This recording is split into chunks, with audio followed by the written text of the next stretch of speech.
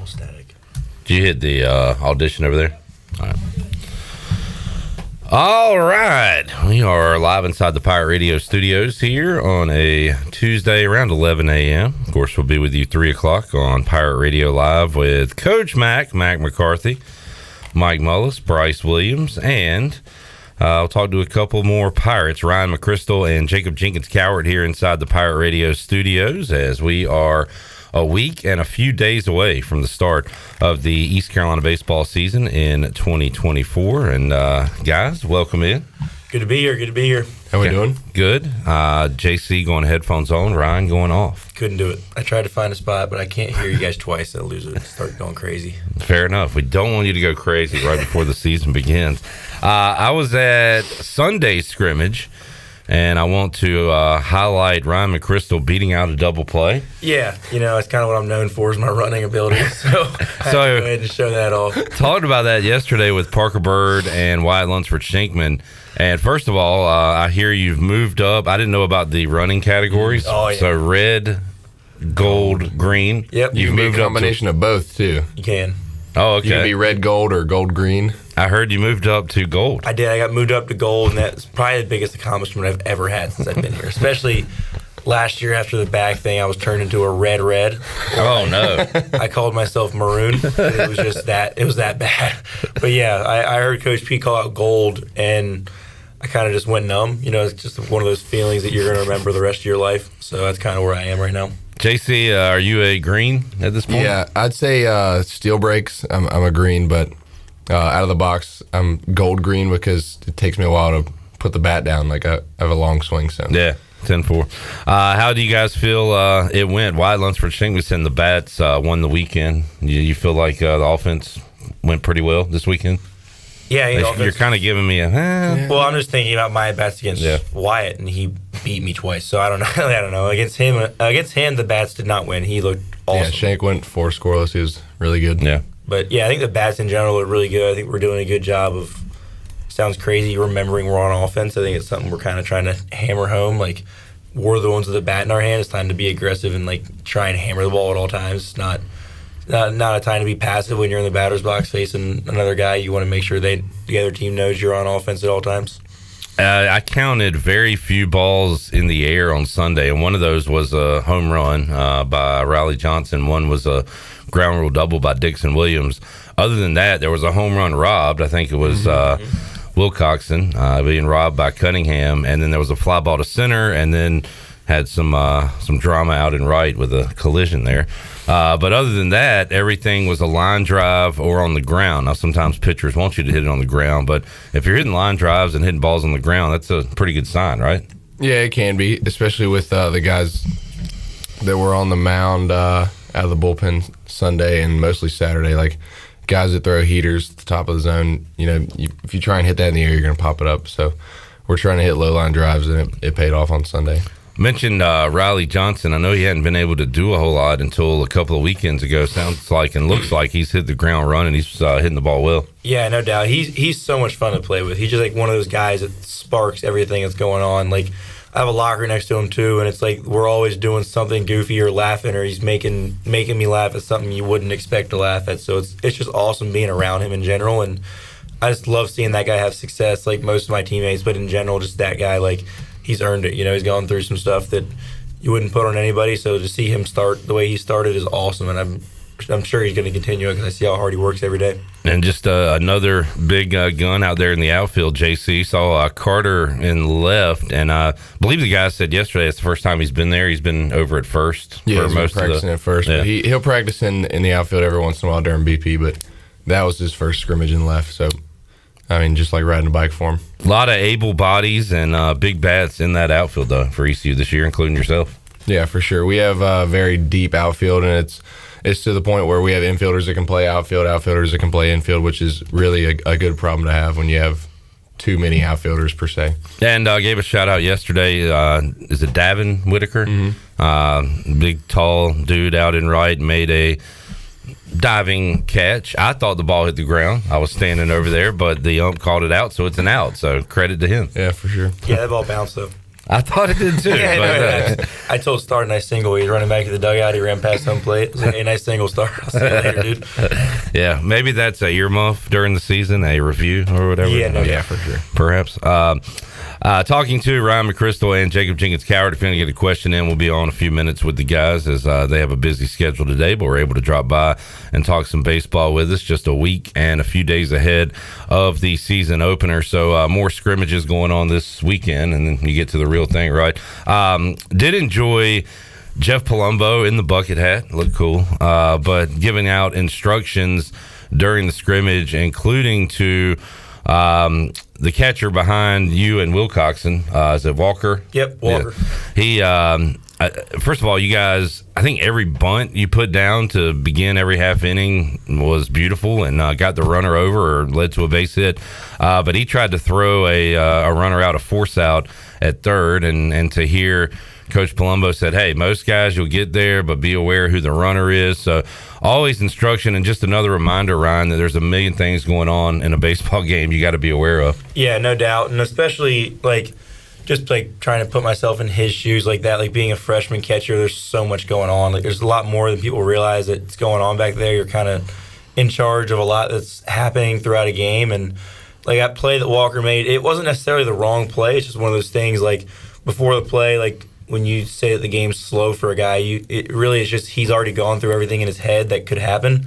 And so then when something happens, it's just reliving what he's already practiced and processed. So like that play, for example, like when there's a bunt right in front of the plate, when we have on one of our bunt defenses that's just getting out, you don't really want to throw that ball to third just because if there's no outs, someone's bunting, then you want to get the out just because if it's not important to get the lead runner, you get the out. But if you don't get the out, there's no outs, bases loaded. All right. I was up next, so it's another situation where you got an RBI guy that's up next. So then it really could just extend the inning. So like if it was a slow runner, sure, but like just being able to go through all the processes like that before the play starts, it's a good thing for him to learn, especially in a scrimmage where it doesn't really matter. But it's just another example of like the game can get kind of fast sometimes, so it's really good, especially the way that Coach P broke it down for him, just helping everyone understand what every situation is. We talked about you guys' speed, the red, gold, green.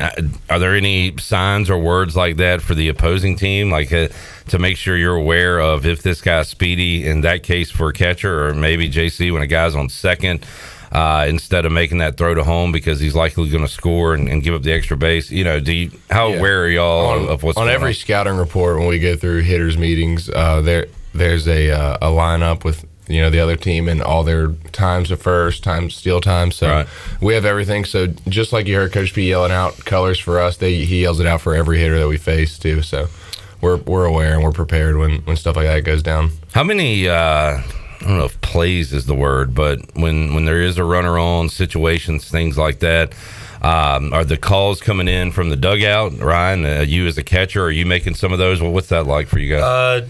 We have an entire sheet just like this, but it is full top to bottom in plays, like different pick plays, different pitch outs, different bunt plays, first and third plays. We have 4 bunt plays, 4 first and third plays, and then we got 3 pickoff moves to second, 2 to third. Then we got 2 extra bunt plays for a squeeze scenario. I mean, just all that stuff. But they sign it in from the dugout, and then a bunch of the pickoff plays they'll put on the watch, and so we all get it, and then we'll either touch our hat or mask or whatever it is at that particular day to let them know that play's on, and then we run it. But yeah, it's definitely a process to learn all those.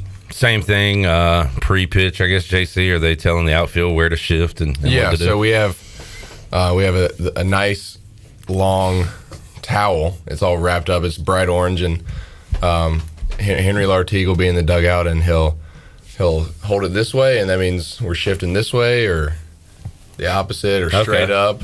So that's an easy way to do it. Because, I mean, it's hard for them to yell from all the way to right field from the third base dugout, so that the towel, it sticks out and it's easy to see.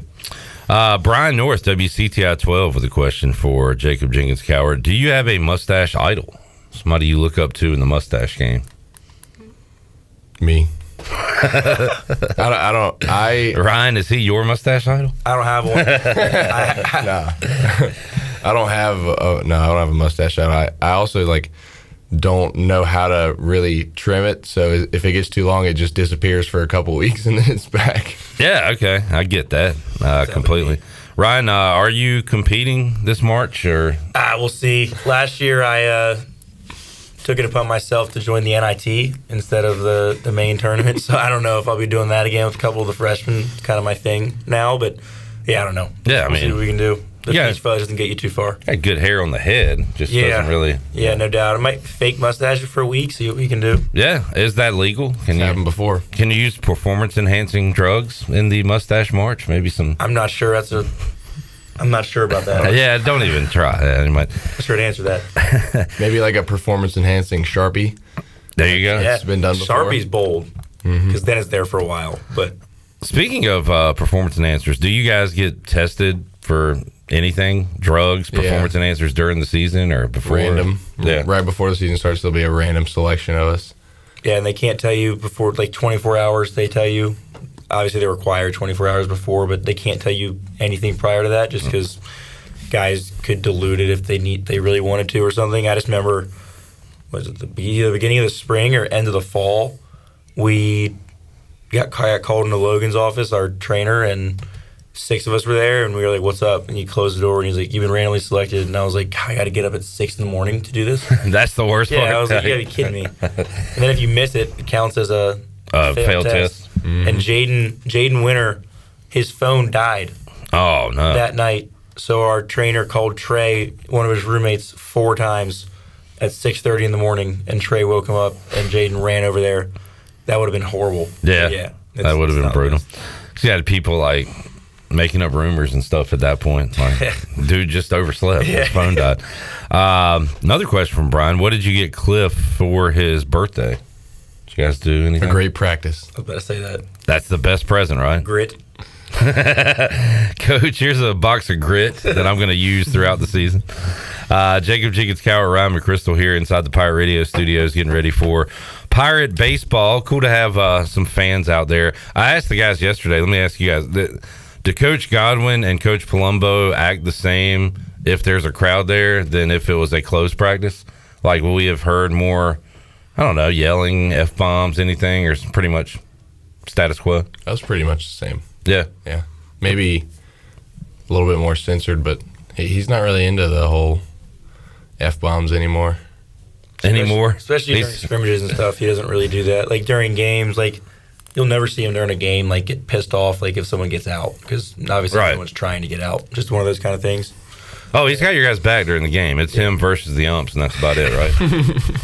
Which on media day, I said the line for him getting tossed this year at 2.5 might be a little high, but he said no way. He said no way I'm getting tossed more than once this year. It's almost like he plans for one, and then that's it. There's always one. I think last year, unfortunately, he got tossed after a game, the old Moylan game. So I think it was 2 last year. Yeah, that one's unfortunate that he had to get that one put on him because it's not like he was the one, the umpire, but it is what it is. Speaking of Moylan, I saw Franny out there the other day. So you guys have former players coming out all throughout the offseason, right? Oh, yeah. How cool is that to see those guys? You got it. Oh, yeah. It's really nice. They obviously have done a lot for the program, and when they come back, it's kind of showing off and showing them what they've built. Like Hoover was in the outfield yesterday or Sunday when Riley hit the home run, so I run back to the wall and there's Hoover, and he goes, "Is that Johnson?" Sure is, Hoove. Plan on having Hoove on throughout the season to get his thoughts. If I can get any thoughts out of him. Not a huge talker, but loves his Pirates, and I know loves you guys. Good question from Valerie. Having a high school freshman catcher and high school junior outfield. Oh, I thought she was saying we have a freshman center fielder and a freshman catcher. She has a high school freshman catcher and a high school junior outfielder. What is your best piece of advice that you would give them that has helped you getting to the next level? Great question. It's a really good question. It's a lot of thinking involved in that. I'd say put yourself in front of the eyes that need to see you. That's one thing. You can't go anywhere if you're not seen. Yeah, I feel like that, and then the biggest thing that I learned when I got here, like from the catcher perspective, is the better that you can make your pitcher look, the better that you're going to play. Like, the more that you can invest in how your pitchers are doing and how you can help them, the more you make it about, like, the team of a pitcher and catcher, the duo, is, I think, the better that you'll be able to perform yourself. And then I think get away from the results, because I think it's easy to harp on those and get in a bad headspace when the results aren't what you want them to be. But I think the more you can focus on just doing the right thing, the better you're going to do in the long run. Yeah, I mean, that's a good point. We'll take a Buster Posey that can hit and field and do everything, but sometimes catchers don't have the highest batting average, but if they help great defensive, help their pitchers, coaches will always find a spot for them. How did you guys balance the let's have fun in high school with my buddies and all that, and taking it serious at the same time because you wanted to play at the next level? You know, did you have to maybe give up a few things to get to where you are as a high school player to college? Yeah, for sure. I mean, I didn't really go do anything crazy with my buddies in high school. I feel like me and my best friends back home, like, we're very different, but we would, like, watch movies, play video games together and stuff like that, and play golf and all that. We wouldn't really, like, we wouldn't drink, we wouldn't do all that stuff, just because obviously I had games all the time. I wanted to make sure I was healthy and doing all the right stuff. So yeah, I mean, I didn't really do anything crazy in high school. I kind of hung out with the same people pretty consistently, and I'm really blessed that I was able to do that. I think that keeping the small circle in high school was able to keep my mind on the right things, and obviously some of my best friends, JC was one of my best friends in high school too, just always doing the right stuff, making sure we were doing the right stuff together. So that was pretty cool. And JC, how much of it was your just natural talent and ability versus you putting in the work as far as getting to where you are right now? I'd say God definitely blessed me with the ability to play here. Like Coach G says to every recruit that he's offering a scholarship. We know you have the talent to help us win a national championship, but that's not all it's going to take. So I think my parents definitely instilled the work ethic in me, and it carried over when I got here. Customizing Valerie's question a little bit to what I thought it was originally, how about having a new center fielder and a new guy behind the plate with you and Justin? First of all, JC, how's it going with the new faces in the outfield? Yeah, they're coming along really strong. The fall was obviously a struggle, as it is for all freshmen, but they learned a lot. Especially Bristol's done a really good job being more vocal in the outfield, because if you're going to be the center fielder, you can't just be a body out there. You have to run the outfield. He's done a better job communicating with the infielders on our depth and our positioning. So stuff like what happened in right field with Nate and Davin doesn't happen too much or at all. So everybody good after that? That was a pretty gnarly collision. Yeah, they're good. All right, good to hear. Ryan, how about you, and what are you and Justin passing along to Walker right now? Honestly, the advice I just gave that other catcher is kind of similar. It's just like catching at this level is so different. It's so much faster that you have to be able to really hone in on the things that matter, like what you're like running a pitching staff. Because like here, you're around the pitchers every single day, and like the closer you can be with them, like a lot of my best friends are on the pitching staff now. Like I've gotten to know them outside of the field, and it's helped me on the field because they know they can trust me and I can trust them. So I think that's the biggest thing with Walker is it's like it's way bigger than yourself now. Like it's not just you behind the plate trying to be the best catcher possible. It's you trying to be the best catcher possible to make the team as good as they could possibly be. So that's something we've kind of hammered home, and he's really starting to grasp. And the other thing is that catching is hard. Like nobody in their right mind would go behind home plate and put on that catcher's gear, and like you kind of have to own it. Like J-Dub and I and Walker's starting to do it a little more. Like we'll block at home plate before practice now, like every once in a while, like off the machine. The other day we had the machine with the longest legs I've ever seen on the machine in my life. It looked like Randy Johnson was out there, but he was on stilts. And it was like we were blocking off that. Like we were wearing balls with the forearm, quads. Walker took one off the neck. I was like, that's unfortunate. But you kind of have to embrace the suck a little bit behind the plate at times, because it is fun. You're in every play, but you're going to leave with some bumps and bruises. So like J-Dub and I will scream, like just random things, like just yell whenever we wear one off the arm. And Walker used to like be a little bit of a deer in headlights. Like, what are these two crazy guys doing? Especially when it's not J-Dub's personality at all. But you kind of have to embrace the suck a little bit, and also realize that you chose to put this gear on, so you might as well make it the best you possibly can. Yeah, good stuff with Ryan McCrystal, Jacob Jenkins-Cowart. Who you guys have in the Super Bowl on Sunday?